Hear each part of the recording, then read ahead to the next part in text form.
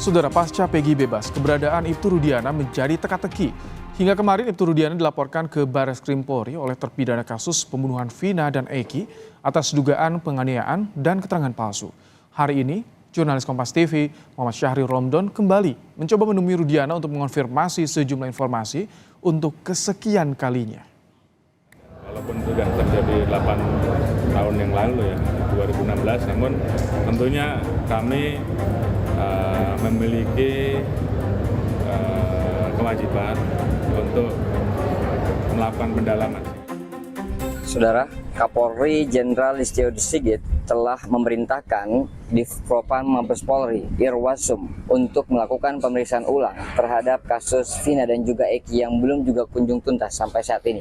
Kapolri berjanji akan melakukan penanganan kasus ini secara transparan dan akan memberikan informasi lebih lanjut. Hari ini kami akan melakukan penelusuran kali kesekiannya untuk berusaha menemui Ibtu Rudiana di Polsek Kapetakan, tempat di mana Ibtu Rudiana bertugas. Iya, dari kemarinan coba untuk nyari Pak Rudiana tuh. Pegel, Pak. Pegel kenapa, Pak? Iya. Tanyain terus ya. Iya. Jawabnya dari mana? Iya.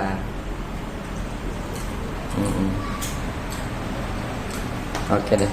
Ya udah Pak, kita izin ngambil gambar aja biasa. Di luar, Pak? Iya. Ya. Biasa Pak. ambil gambar. Makasih ya, Pak. Ya. Tapi emang udah sejak lama ya, Pak, kesini tuh ya? Apanya? Udah nggak berangkat tuh? Dinas setiap hari juga. Oh, dinas. Dinas. Di sini aja. Polres ke sini, Polres. Bolak-balik Polres ke sini. Ya Bapak orang dinas ya. Kok nanyanya kayak gitu? Ya enggak, maksudnya orang barang dinas di sini pasti Polsek. Dinasnya bukan di Koramil. Iya, Pak, saya juga nggak nanya di Koramil. Iya, Maksud saya Pak, barangkali nanya lamanya di sini gitu. Berapa jam biasa di sini? Dan itu kenapa saya nanya pimpinan? Kan kelihatan, Pak. Makanya saya nanya yang kemarin-kemarin tuh, bukan besok-besok. Kemarin-kemarin dia rata-rata gitu. Biasanya cuma datang masuk pengarahan, Polres, mana gitu. Setiap hari juga. Oke. Siapa? Izin Pak, di luar aja ya, Pak. Kami telah masuk ke Polsek Kapetakan untuk mencari keberadaan Ibtu Rudiana, namun tak membuahkan hasil. Petugas yang sedang piket mengatakan kepada kami, Ibtu Rudiana kadang bertugas di Polres Cirebon Kota ataupun di Polsek Kapetakan. Saat ini kami belum juga mendapat melihat aktivitas pemeriksaan yang dilakukan Barreskrim Mabes Polri, Irwasum, Divisi Propam Mabes Polri yang telah diterjunkan oleh Kapolri untuk memeriksa ulang dan membuat kasus ini secara terang benderang. Kompolnas memastikan akan mengawal pelaporan ayah Eki Ibtu Rudiana ke Barreskrim Polri oleh terpidana kasus Vina. Kompolnas meminta kuasa hukum terpidana memberikan bukti kuat terkait dugaan penganiayaan dalam penyelidikan kasus Vina. Ayah mendiang Eki Cirebon, Ibtu Rudiana diduga telah melakukan kekerasan pada ketujuh terpidana kasus pembunuhan Vina dan Eki.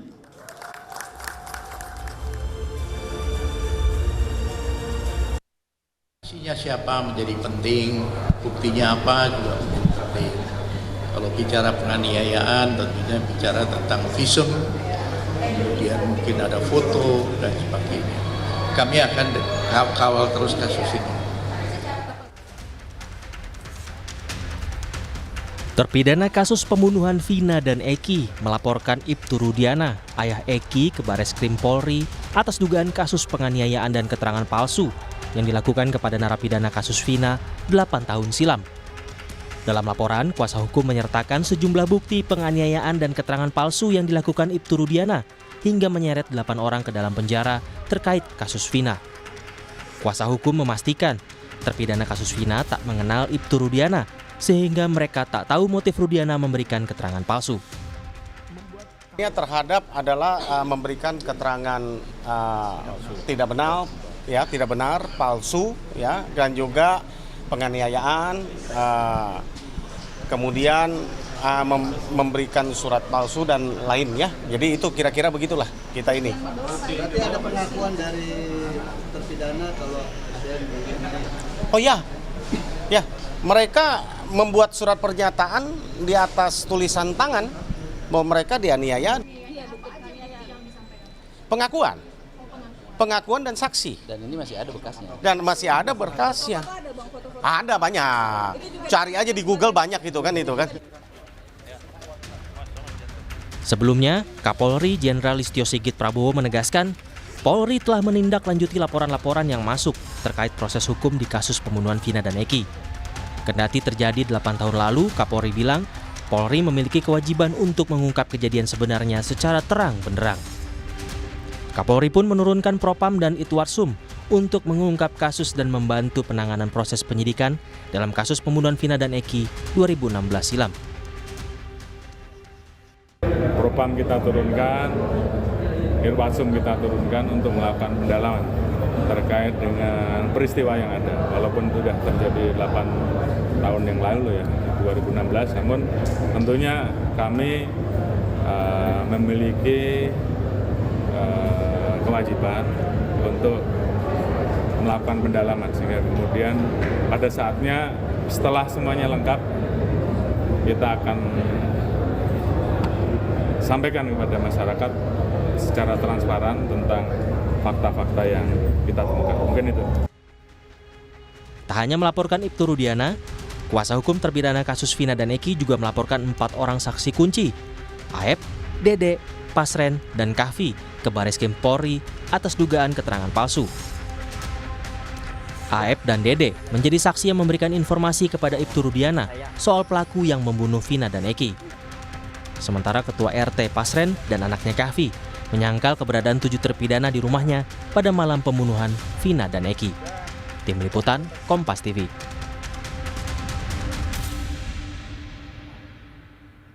Jelang sidang peninjauan kembali Saka Tatal, tim kuasa hukum mengirimkan surat permohonan perlindungan ke Kapolri, Komisi Yudisial, Kejaksaan Agung, dan juga Mahkamah Agung. Mereka meminta perlindungan dan pengawasan selama berlangsungnya sidang peninjauan kembali Saka Tatal pada Rabu pekan depan. Tim kuasa hukum berharap sidang PK Saka Tatal dilakukan secara transparan, bertanggung jawab, dan independen. Kapolri memerintahkan Bareskrim, Itwasum hingga Propam untuk memberikan atensi khusus kasus Vina dan janji akan membuka kasus ini transparan ke publik. Sementara pasca Peggy bebas, terpidana kasus Vina juga melaporkan Ibtu Rudiana ke Mabes Polri atas dugaan kasus penganiayaan.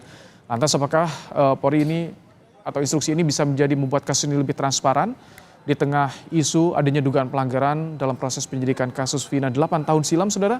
Kita akan bahas bersama dengan mantan Kabar Eskrim, Komjen Purnawirawan Arief Sulistianto, dan kuasa hukum mantan terpidana kasus Vina Saka Tatal, Titin Priyalianti. Selamat petang, Pak Arief, Bu Titin. Selamat petang, Mas Brahim. Baik. Selamat petang. Saya ingin ke Ibu Titin. Bu Titin, apakah Saka Tatal juga mengalami penganiayaan pada 8 tahun silam yang diduga dilakukan oleh Ibtu Rudiana? Saka Tatal mengalami penganiayaan yang luar biasa pada saat setelah ditangkap. Saka Tatal menyatakan dia mengalami tidak saja penganiayaan di Polres Cirebon Kota, juga di saat di Polda. Tetapi Saka Tatal tidak bisa menceritakan secara spesifik siapa yang menganiayanya. Waktu itu Saka Tatal masih 15 tahun. Yang Saka Tatal ketahui dia dipukuli, dia disetrum, mohon maaf dia disuruh minum air seni oleh petugas kepolisian, baik yang berpakaian petugas kepolisian lengkap maupun memakai pakaian preman. Hanya itu yang diceritakan Saka Tatal, tetapi secara spesifik kalau ditanya siapa anggota namanya, Saka Tatal tidak bisa menjelaskan. Yang penting dia memahami itu saya digebukinya sama anggota kepolisian. Ini kan laporan soal dugaan penganiayaan juga dilaporkan oleh terpidana lain. Apakah ada spesifik ingat sosok Ibtu Rudiana saat itu, Saka Tatal? Saka Tatal mengetahui namanya Bapak Rudiana ketika hadir di persidangan. Tetapi secara spesifik misalnya wajahnya seperti apa, kalau waktu itu Saka Tatal, kamu nggak bisa ingat siapa yang mukulin. Saya kan nahan sakit yang luar biasa, Bu. Saya ngertinya yang mukulin hanya anggota kepolisian, hanya polisi, baik pakai baju seragam maupun enggak gitu. Jadi secara spesifik Saka Tatal tidak bisa mengingat siapa yang memukulinya. Tetapi berada di lingkungan Polres Cirebon Kota maupun di Polda Jabar. Pak Arief, banyak laporan sekarang udah muncul saat ini terpidana yang mengaku dianiaya oleh Ibtu Rudiana. bagaimana Anda melihat ketika ada instruksi dari Kapolri menurunkan Propam Itwasum? Apakah ini indikasi Polri membaca ada dugaan pelanggaran di sini? Ya, seperti yang sudah saya tulis di koran Kompas tanggal 29 Juni ya, Polri segera merespon terhadap berbagai isu pada penanganan kasus ini. Dan ini merupakan standar operating procedure SOP yang harus diterapkan ketika di dalam penanganan kasus timbul pertanyaan atau ada keraguan-keraguan dari berbagai pihak terhadap hasil penyidikan Polri. Nah, ini Pak Kapolri sudah memerintahkan dilakukan pemeriksaan turun Bareskrim, Irwasum, dan Propam. Ini merupakan satu perkembangan yang sangat baik. Tentu tujuannya adalah untuk melakukan pemeriksaan, penelitian, dan pengkajian terhadap semua proses yang sudah dilakukan. Akan ada dua kemungkinan, proper dan improper. Kalau proper berarti semuanya benar, nggak ada masalah. Tapi kan masih dipertanyakan ini. Kemudian kedua adalah tidak proper atau tidak banyak kesalahan. Nah itu nanti akan dikualifikasi kesalahannya itu kesalahan apa? Administrasi, kesalahan prosedur. Kalau improper implikasinya bagaimana? Apakah pada status hukum terpidana saat ini atau seperti apa Pak Arief? Ya seperti yang terjadi pada Peggy, dilakukan pra-peradilan ternyata salah prosedur. Kemudian kalau ternyata dugaan-dugaan yang selama ini dilontarkan, terjadi tindakan kekerasan di dalam pemeriksaan. Ini kan merupakan satu tindakan yang tidak boleh terjadi di dalam proses penyidikan. Oke. Ya. Ini kalau improper ini soal ke penyidik apakah bisa tiga tadi? Itwasum, Propam, Bareskrim beriringan? Ya. Di dalam pelaksanaan tugas kepolisian itu ada 3 tindakan. Pertama, masalah manajemen. Itu nanti tanggung jawab dari Itwasum. Kemudian masalah kode etik, disiplin, tanggung jawab dari Propam.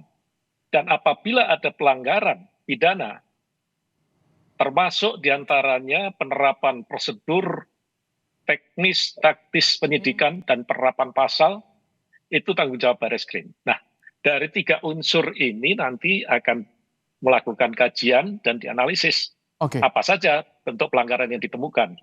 Kalau itu kode etik dan disiplin, maka tanggung jawab nanti akan ditindaklanjuti dengan sidang kode etik dan disiplin oleh Propam. Kalau itu ada pidana, pelanggaran pidana di dalam proses pemeriksaan, maka akan ditindaklanjuti penyidikan oleh Bareskrim. Begitu, Mas Ibrahim. Bu Titin, kalau misalkan saat ini tengah dicari dugaan pelanggaran apakah itu etik, pidana dalam proses penyidikan yang terjadi 8 tahun lalu, bukti apa saja yang saat ini dikantongi oleh kuasa hukum yang bisa menguatkan dugaan ini, Bu Titin? Sebetulnya tanpa memberikan bukti secara ini kan jelas Mas dari BAP. Kalau misalnya yang dilaporkan kan Bapak Rudiana. Bapak Rudiana walaupun yang disebut Bapak Rudiana tetapi jabatannya sebagai Kanit Narkoba itu kan melekat Mas. Kalau misalnya Bapak Rudiana yang melaporkan dan tertuang dalam BAP tanggal 31 Agustus 2016 pukul 18.30 atau 1,5 jam setelah Aibtu Rudiana melakukan penangkapan, sebetulnya kalau misalnya masyarakat biasa bisa nggak melakukan hal itu, Mas?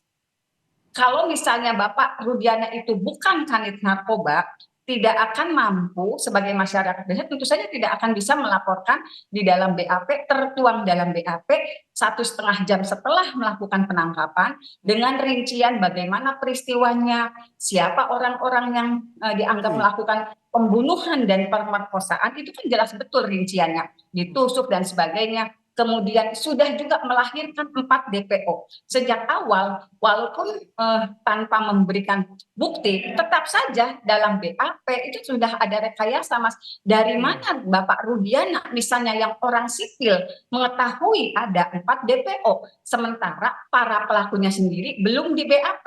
Karena pelaku di BAP pada tanggal 31 Agustus 2016 pukul 20.20 atau 2 jam setelah Bapak Rudiana Kalaupun itu orang sipil sudah melakukan BAP, sudah tertuang dalam BAP, sudah tahu peristiwanya, sudah tahu DPO-nya. Jadi sebetulnya yang paling paham siapa DPO-nya, siapa pelakunya itu Bapak Rudiana, bukan para pelaku yang pada akhirnya ditangkap tanpa surat penangkapan oleh Bapak Aibtu Rudiana waktu itu, Mas.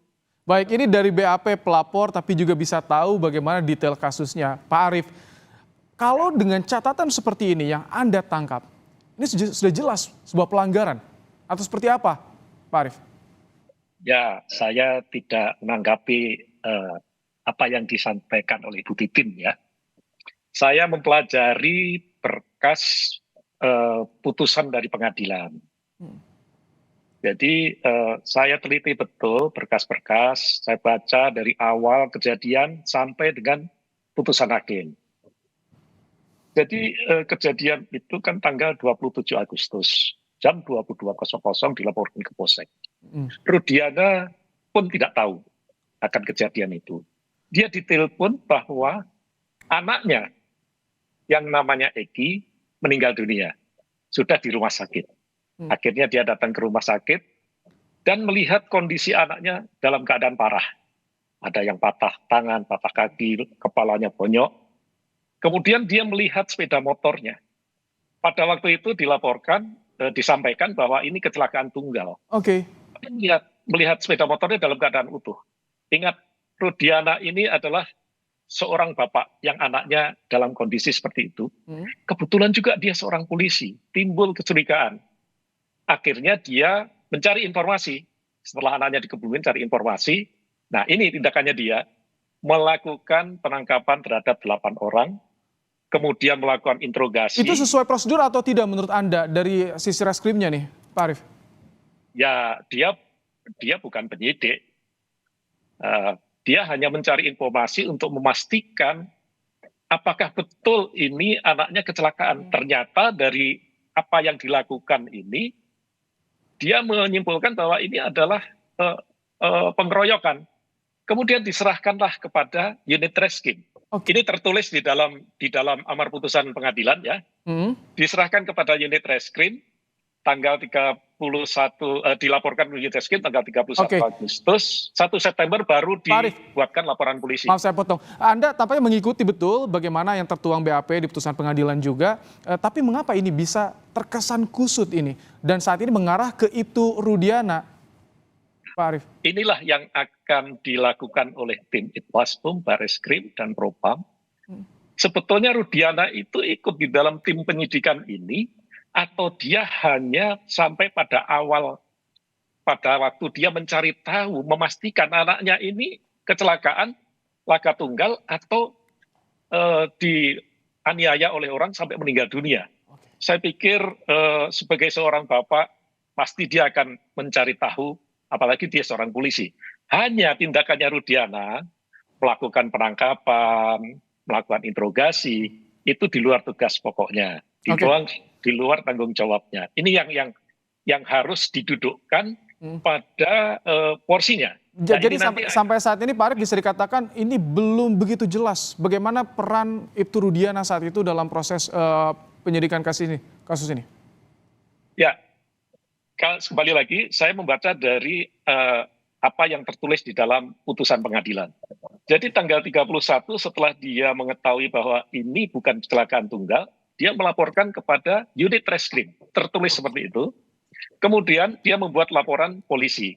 Nah, pertanyaannya selanjutnya, apakah Rudiana yang melakukan penyidikan terhadap kasus ini atau oleh unit reskrim atau Satreskrim Polresta Cirebon? Karena dari dokumen-dokumen yang saya baca di putusan, ternyata ditangani selanjutnya oleh Satreskrim Polresta Cirebon. Ada BAP foto pemotretan, ada sket TKP, bahkan dilakukan otopsi dan bongkar mayat. Nah, ini artinya penyidikan ini dilakukan oleh tim. Nah, sehingga disinilah nanti tugas dari tim yang dibentuk oleh Pak Kapolri untuk betul-betul mengklarifikasi, mencari apa yang benar ini. Sehingga nanti tujuannya adalah mencari kebenaran peristiwanya dan mencari kebenaran pelakunya. Apakah ada arah kemungkinan ini para penyidik berada di bawah tekanan Ibtu Rudiana karena merupakan anggota Polri, ayah korban juga, Pak Arief? Ada kemungkinan ke arah sana nggak? Saya tidak mau berandai-andai, itu nanti yang akan dilakukan oleh tim. Ingat, Rudiana itu reserse polsek. Yang melakukan penyidikan itu reserse Polres, yang dipimpin oleh kepala satuan yang pangkatnya lebih tinggi, dan di situ ada Kapolres. Apakah mungkin ini dilakukan, Rudiana melakukan intervensi? Baik. Inilah nanti yang akan dicari oleh tim dari Mabes Polri. Bu Titin, bagaimana dengan pelaporan Ibtu Rudiana ke Barreskrim ini? Apakah bisa berpengaruh pada PK Sakatatal yang akan segera digelar pekan depan? Sebetulnya masalah pelaporan Bapak Rudiana kan sudah kita lakukan Mas di Polres Cirebon Kota. Tim dari Sakatatal juga sudah pernah melakukan itu tetapi ditolak. Ke Barreskrim juga sudah pernah ditolak. Artinya sebetulnya kan siapa yang bisa membuktikan? Kan sebetulnya kalau melihat dari rangkaian peristiwanya yang harus bisa membuktikan walaupun misalnya para terpidana itu, apalagi yang dewasa sepertinya sudah paham, lebih memahami daripada Sakatatal. Karena kalau saya mengatakan Sakatatal, Bapak Rudiana dulu ikut dia udah betul-betul ngeblank, saya nahan sakit Bu, udah nggak bisa bayangin siapa orangnya. Nah sebetulnya pelaporan itu kan tim Sakatatal juga sudah melakukan, tetapi hasilnya memang tidak sesuai di luar dugaan kita gitu. Tetap saja walaupun kita merujuk pada yang pernah disampaikan, tapi mudah-mudahan dengan tim yang lebih besar, tim Peradi gitu, dengan membawa pengakuan dari yang kuasa, itu mudah-mudahan bisa diterima dan akan membuka seluas-luasnya apa sih yang terjadi. Dari dulu juga saya komunikasi, saya selalu bicara. Kalau hanya dari saya memohon perhatian justru dari Kapolri. Untuk membuka tabir ini seterang benderangnya. Baik. Dan saat ini sudah ada upaya dari salah satu terpidana yang membawa kasus ini ke Barreskrim Polri. Terima kasih Ibu Titin Priyalianti, kuasa hukum dari mantan terpidana kasus Vina Sakatatal, dan juga mantan Kabarreskrim Komjen Purnawirawan Arief Sulistianto telah bergabung dalam program Kompas Petang sore hari ini.